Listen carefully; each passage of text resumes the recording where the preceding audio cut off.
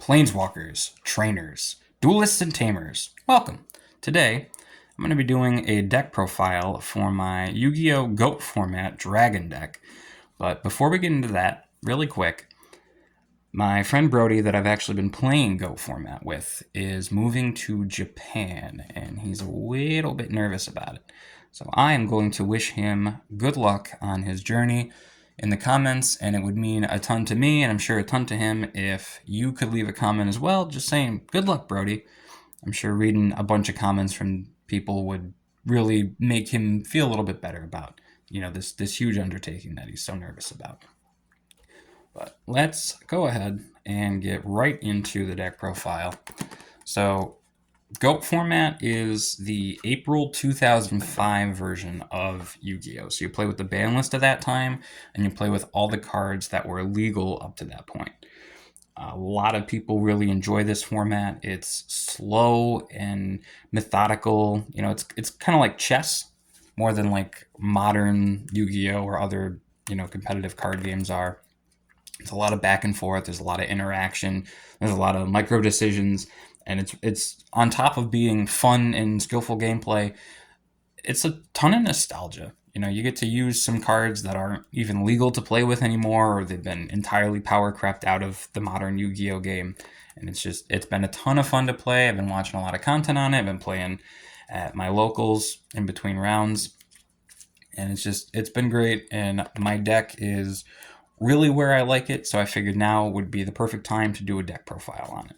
Now, it is an armed dragon deck. It's not super competitive. There's definitely some tweaks you could make and some optimization, but it's a healthy balance of what I know I would have played as a kid back then, but also trying to keep it, somewhat competitive.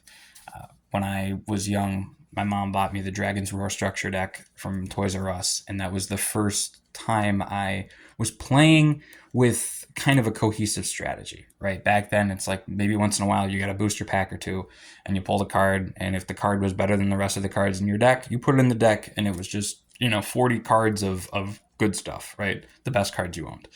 But this was the first time it was an actual strategy, and I played this deck for many, many years past its prime, and I will always have a softness in my heart for armed dragons. So when I started playing GOAT format, this was the deck I had to build. So starting off, we've got 3 armed dragon level 3.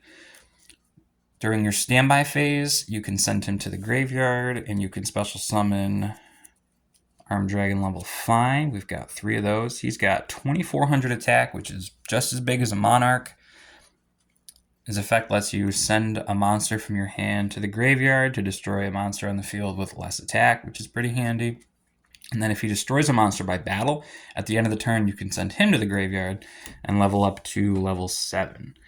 Level 7's got 2800 attack. You can discard a monster and then destroy all your opponent's face-up monsters with less attack.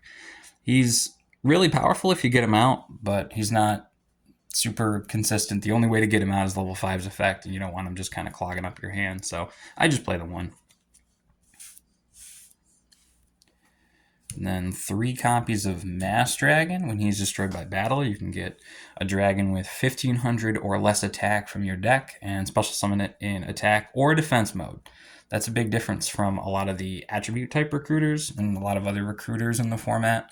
You usually want to get Armed Dragon level 3, so that way in the standby phase you can level up to 5. Or you might want to get another Mass Dragon if you want to just make sure that you're keeping bodies on board. Or you might want to get the other target, Twin-Headed Behemoth.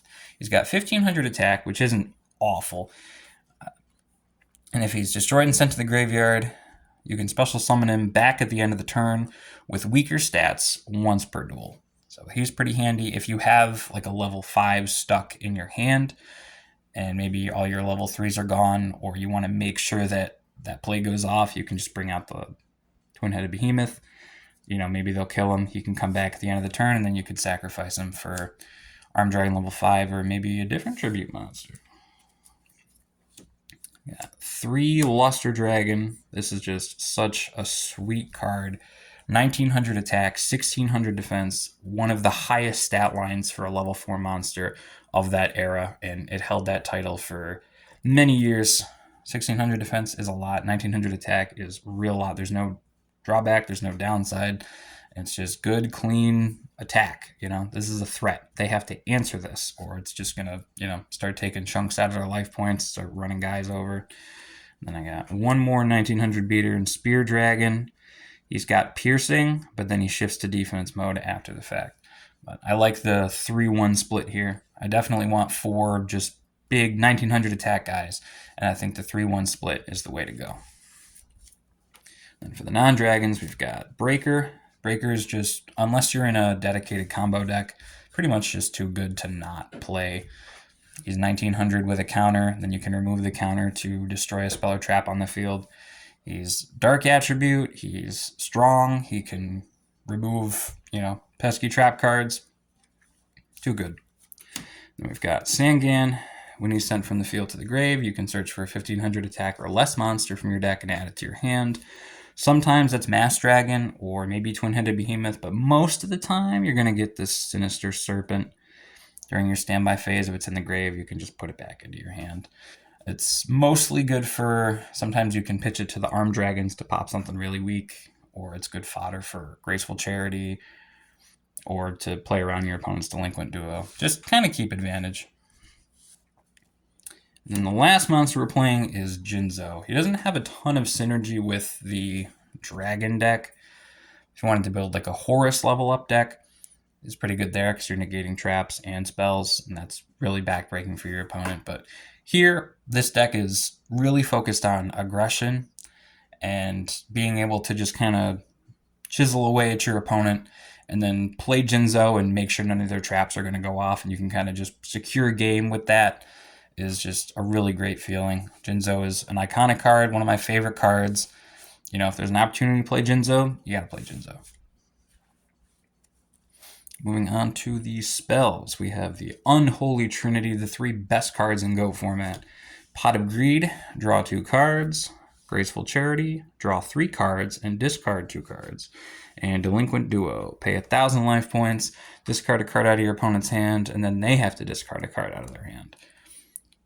So these 2 are free card advantage, and then this one, you technically break even, but if you use something like Sinister Serpent, it's pretty much card advantage. Again, you have to play these in any deck you play. And we've got 1 creature swap. A lot of decks like this usually play 2 to 3 creature swap. As soon as your opponent sees the first creature swap, they're going to be playing around creature swap the rest of the game. So I really only like the 1 as kind of like a gotcha, and then, I don't want to see it again after that. Premature Burial, pay 100, get a monster out of your graveyard. Snatch Steal, steal one of your opponent's monsters. Heavy Storm, destroy all spell and traps on the field. Mystical Space Typhoon, destroy 1 spell or trap on the field. And then because we're playing a dragon deck and we want to be aggressive, we don't want to deal with any kind of trap cards, we've got 3 Stamping Destruction. So this, if you have a dragon on the field, destroys a spell or trap and then deals 500 damage to your opponent. Again, this is an aggressive deck, so the little 500 doesn't sound like a lot, but it can add up, and making sure that there's no Mirror Force, there's no Sakuretsu Armor, there's no problem trap cards back there to impede your game plan of running them over. Very good card. And then we got 2 Smashing Ground, 2 Nobleman of Crossout, and 2 Book of Moon. You can kill it if it's face up, you can kill it if it's face down, and if it's face up and you want it face down, use this. I like this suite of 2 of each of these cards. And then for the traps, we got 4. We've got Mirror Force, Torrential Tribute, Call of the Haunted, and Ring of Destruction. With the exception of the Jinzo, which is gold rare, and Mirror Force, which is out of the Yu-Gi-Oh! Legendary decks, I believe, all of the cards that are actually in this deck, the physical copies, are all printings from GOAT format or earlier. And I think that's really cool. I still could kind of bling it out a little bit and get some better versions of certain cards, but I put a lot of work and effort into this deck, and I kind of been building it up along with my collection over time, and it's just been a really fun project to work on. And it's so great. If you're playing Yu-Gi-Oh! Or another card game and it's getting stale, I highly recommend you pick up GOAT format or any other kind of retro format and just give it a whirl. But that was my Dragon deck. Let me know what you think. If you like the vibe, hit subscribe. If you enjoyed the video, leave a like. Definitely leave a comment. Thank you so much for watching, and have a great day.